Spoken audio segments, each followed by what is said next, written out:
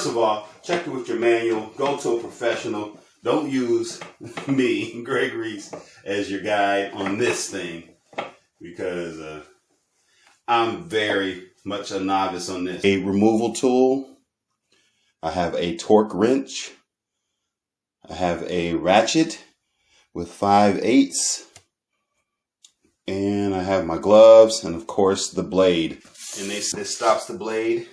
Righty-tighty, lefty-loosey. It was easy. Do what you feel is good, but don't trust in me. There's the click. So it feels like this is done correctly. Thanks. Moment of truth.